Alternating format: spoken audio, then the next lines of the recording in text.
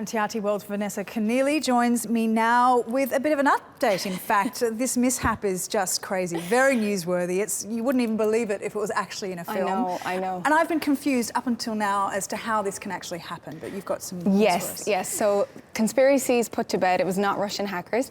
It was actually, what has happened is, so there's a whole rigmarole around this. So there's two accountants from PricewaterhouseCoopers. They are a big deal. They arrive on the red carpet on Sunday. They have a suitcase each. Both have a copy of all of the winners in the envelopes. They also have to memorize every winner. They're the only people that know, as well as the judges. So Emma Stone got her award. She got given her card, and then two awards later, the second copy was given to Warren Beatty. Exactly. Oh, so ironically, it's supposed to stop errors happening, but it actually was the problem in the end. Oh, dearie me, there's going to be a lot of embarrassment today, Yes, I'm exactly. sure. They have apologised, so. Yeah. Now, La La Land was the favourite for the award. What are your thoughts on that? It was tipped to be the big winner of so many of these awards. Yes. And obviously, Moonlight is a very different film from La La Land. It's low budget.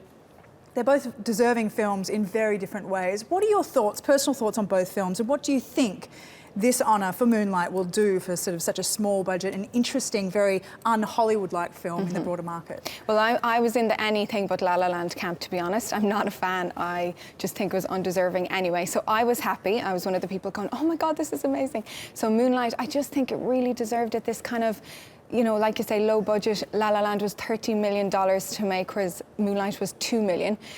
Just these up and coming actors mainly. It's a story about real life, you know. And I think as much as people go to the movies for escapism, I think real stories need to be told, especially on such a massive platform like the Oscars, where you know you're going to get a lot of eyeballs watching, to get these messages across. I think it's important more than ever in a time with everything that's going on in the States to represent people. Yeah, and there's some really strong themes in Moonlight, isn't there? Yeah. And it's cross-cultural. It can be shown in many countries around the world. Exactly. And I think that many people would really bond with that kind of film. Yeah. Now, the final moments obviously overshadowed were not just by the winner, you know, the announcement there, but the whole ceremony was overshadowed, really. How do you think Jimmy Kimmel held up? Good.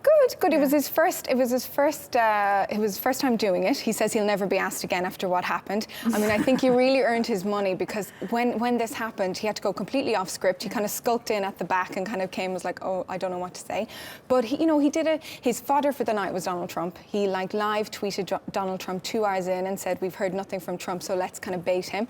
He tweeted him, hey, at Donald Trump, are you up? And then he did the hashtag Merle says hi, as in Meryl Streep. So it was, you know, he used that, but it was fun, and it was a good show, you know, and with an amazing ending. Yeah, absolutely. It's going to keep going on and on. Thanks very much for that, Vanessa. No problem. Vanessa Conneely there.